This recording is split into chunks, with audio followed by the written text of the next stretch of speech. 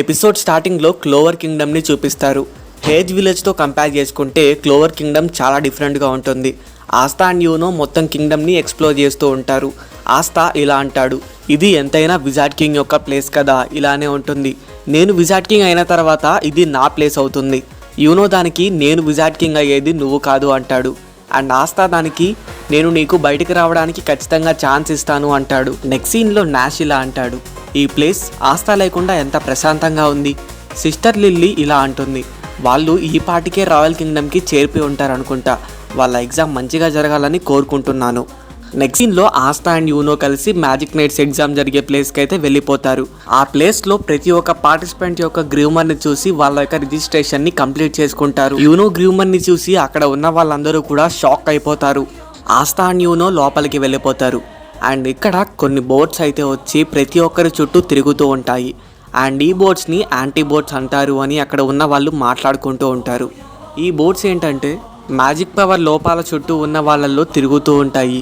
ఎవరికైతే magic power తక్కువగా ఉంటుందో వాళ్ళ చుట్టూ ఎక్కువ బోట్స్ అయితే ఉంటాయి. యూనో చుట్టూ ఒక్క బోట్ కూడా ఉండదు. దీన్ని చూసిన ప్రతి ఒక్కరూ షాక్లో ఉండిపోతారు. అండ్ అప్పుడే అక్కడికి ఆస్తా వచ్చి మన ఇద్దరిలో ఎవరు విజార్డ్ కింగ్ అవుతారో చూసుకుందాం. బట్ అక్కడ ఉన్న వాళ్ళందరూ కూడా నవ్వుతారు. ఎందుకంటే ఆస్తా చుట్టూ కూడా ఎవరి చుట్టూ లేనన్ని బోట్స్ అయితే ఉంటాయి. బికాస్ ఆస్తాకి అసలు మ్యాజిక్ పవర్ లేదు కాబట్టి. ఆస్తాని ఆ బోట్స్ అన్నీ కూడా తరుముతూ ఉంటాయి. ఆస్తా వాటి నుంచి తప్పించుకోవడానికి ట్రై చేస్తున్నప్పుడు ఒక భారీ మనిషికి వెళ్ళి గుద్దేస్తాడు. అండ్ తన దగ్గరికి వెళ్ళి, ఓ ఏంటి ఇతను నా ఏజ్ కన్నా చాలా పెద్దగా ఉన్నాడు, ఇంత గంభీరంగా ఉన్నాడు ఏంటి అని షాక్లో ఉండిపోతాడు. అండ్ దాని తర్వాత ఒక బుక్ని దాని యొక్క కవర్ని చూసి జడ్జ్ చేయకూడదు అని చెప్తాడు. ఆస్తా అతనితో ఇలా అంటాడు, మన ఏజ్ సేమ్ అయినప్పటికీ నువ్వు చూడడానికి చాలా పెద్దగా ఉన్నావు. నీకు దానికి సంబంధించిన బ్యాక్ స్టోరీ చాలా దారుణంగా ఉంటుందేమో అంటాడు. ఆ వ్యక్తి ఇలా అంటాడు, నాకు సంబంధించిన బ్యాక్ స్టోరీ కాదు, ఇప్పుడు నీ లైఫ్ దారుణంగా ఉండబోతుంది, నీకు నా చేతిలో చావాలనుందా అని అడుగుతాడు. అక్కడికి ఇద్దరు వ్యక్తులు వచ్చి, ఒక మ్యాజిక్ నైట్స్ యొక్క కెప్టెన్ ఒక కంటెస్టెంట్ని కొట్టడానికి వీల్లేదు అంటాడు. అప్పుడే అందరూ ఇలా అంటారు, the lord of destructions, black bulls యొక్క మ్యాజిక్ నైట్ కెప్టెన్, అండ్ ఇతని పేరే యామి సుకిహీరో. యామి ఈసారికి నేను వదిలేస్తున్నాను, బట్ నెక్స్ట్ టైం మాత్రం నిన్ను అసలు వదిలిపెట్టనని చెప్తాడు. అండ్ వాళ్ళ టీం అయితే అక్కడ నుంచి వెళ్ళిపోతుంది. అక్కడికి ఒక వ్యక్తి వచ్చి, నా పేరు జాకీ బ్రౌన్ హాహా, నీ పేరు ఏంటి అని అడుగుతాడు. ఆస్తా కూడా తన నేమ్ని అయితే చెప్తాడు. నెక్స్ట్ సీన్లో మ్యాజిక్ నైట్స్ క్యాప్టెన్స్ అయితే అక్కడికి వస్తారు. ఆస్తా ఇలా అడుగుతారు, అయినా వీళ్ళంతా ఎవరు అని. జాకీ బ్రౌన్ హాహా ఇలా అంటాడు, వీళ్ళంతా మ్యాజిక్ నైట్స్ యొక్క క్యాప్టెన్స్. అండ్ ఒక్కొక్కరి యొక్క ఇంట్రడక్షన్ అయితే ఆస్తాకి తను ఇస్తాడు. అక్కడ ఉన్న వాళ్ళల్లో స్ట్రాంగెస్ట్ క్యాప్టెన్ ఎవరంటే విలియం వ్యాన్ జేమ్స్. అండ్ తను గోల్డెన్ డాన్ యొక్క క్యాప్టెన్. అండ్ ఇప్పుడు స్ట్రాంగెస్ట్ క్యాప్టెన్ యొక్క టీం కూడా అదే.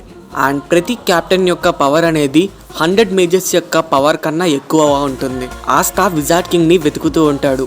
జాకీ ఇలా అంటాడు, ఇక్కడికి అందరూ క్యాప్టెన్స్ రావడమే ఎక్కువ, నీకు విజార్డ్ కింగ్ అయితే ఇక్కడికి రారు అని చెప్తాడు. గోల్డెన్ డాన్ యొక్క క్యాప్టెన్ విలియం వ్యాన్ జేమ్స్ ఇలా అంటాడు, మేమిప్పుడు పెట్టబోయే టెస్ట్స్లో మీరు పార్టిసిపేట్ చేసి విన్ అవ్వాలి. అండ్ దాని తర్వాత క్యాప్టెన్స్లో ఎవరైనా మిమ్మల్ని చూస్ చేసుకుంటే ఆ టీంకి వెళ్ళిపోతారు.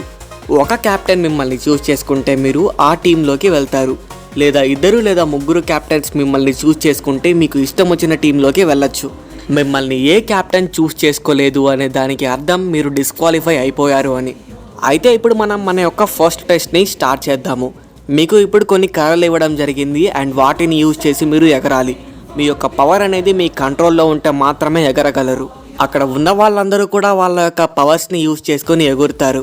బట్ ఆస్తాకి మాత్రం అక్కడ ఎగరడం అనేది వీలు కాదు. అండ్ నెక్స్ట్ సీన్లో సిల్వర్ యుగల్ యొక్క క్యాప్టెన్ నోజెల్ సిల్వా ఒక ప్లేస్కి వెళ్ళి ఒక లేడీతో ఇలా మాట్లాడుతూ ఉంటారు, నేను నీకు ఆల్రెడీ చెప్పాను, రాయల్స్కి ఈ ఎగ్జామ్లో పార్టిసిపేట్ చేయాల్సిన అవసరం లేదు. నేను నీ కోసం ఆల్రెడీ ఒక క్యాప్టెన్ యొక్క టీంని చూస్ చేసేసాను. ఆ టీంకి నువ్వు ఖచ్చితంగా వెళ్తావు అంటాడు. నెక్స్ట్ సీన్లో క్యాప్టెన్ నోజెల్ సిల్వా అక్కడ నుంచి వెళ్ళిపోతాడు. అండ్ ఇంకా టెస్ట్కి వచ్చేస్తే ఆస్తా ఏ ఒక్క టెస్ట్లో కూడా బాగా పర్ఫామ్ చేయడు. అండ్ ఇంకా విలియం వ్యాన్ జేమ్స్ ఇలా అంటాడు. అండ్ ఇప్పుడు లాస్ట్ టెస్ట్కి వచ్చేద్దాం. ఈ టెస్ట్లో ఏంటంటే ప్రతి ఒక్క కంటెస్టెంట్ వేరే ఒక కంటెస్టెంట్తో ఫైట్ చేయాలి. ఎవరైతే విన్ అవుతారో వాళ్ళు మాత్రమే ఉంటారు. అప్పుడే వర్మిలియన్ టీం క్యాప్టెన్ ఫ్యూగోలియన్ ఇలా అంటాడు, మీరందరూ కూడా మీ యొక్క శాయశక్తిలా ప్రయత్నించాలి. మీరే మీ యొక్క పార్ట్నర్ని చూస్ చేసుకొని అతనితో బ్యాటిల్ చేయడానికి సిద్ధం అవ్వాలి. మీ యొక్క ఫుల్ పవర్ని చూపిస్తే తప్ప మిమ్మల్ని మా గ్రూప్స్లోకి తెచ్చుకోవడం కష్టం. విలియం స్వాంజెన్స్ ఇలా అంటాడు, మీ యొక్క ఫుల్ పవర్ని యూజ్ చేసి మీకేమైనా భారీగా గాయాలైనా సరే ఇక్కడ మిమ్మల్ని ట్రీట్ చేయడానికి చాలామంది డాక్టర్స్ ఉన్నారు. ఆస్తా ఇలా అనుకుంటూ ఉంటాడు, ఇప్పటి వరకు నేనేమీ పర్ఫామ్ చేయలేదు, అట్లీస్ట్ ఇది లాస్ట్ రౌండ్ కదా, ఇక్కడ నేను పర్ఫామ్ చేయాలి. ఇప్పుడు నేను స్ట్రాంగెస్ట్ అపోనెంట్ని చూస్ చేసుకొని అతనితో నా యొక్క పవర్ని చూపించి షో ఆఫ్ చేయాలి. అప్పుడే అక్కడికి సెకే వచ్చి నాతో బ్యాటిల్ చేయ ఆస్తా అంటాడు. అండ్ ఆస్తా కూడా దానికి ఒప్పుకుంటాడు. బ్యాటిల్ స్టార్ట్ అయ్యే ముందు ఆస్తా ఇలా అంటాడు, మన యొక్క ఫుల్ పొటెన్షియల్ని యూజ్ చేసుకొని ఈ బ్యాటిల్లో పర్ఫామ్ చేద్దాము అండ్ మన ఫుల్ పవర్ని వాడదాము అని చెప్తాడు. సెకే దానికి ఆన్సర్గా, నువ్వు ఇక్కడికి రాంగ్ ప్లేస్లో రాంగ్ టైంలో వచ్చావు, నేను నిన్ను ఖచ్చితంగా ఓడిస్తాను, నువ్వు ఈ గేమ్లో ఒక చిన్న ఎలక లాంటి వాడివి, నీ దగ్గర అసలు పవర్ లేదు, ఖచ్చితంగా నేనే నిన్ను ఓడిస్తా అంటాడు.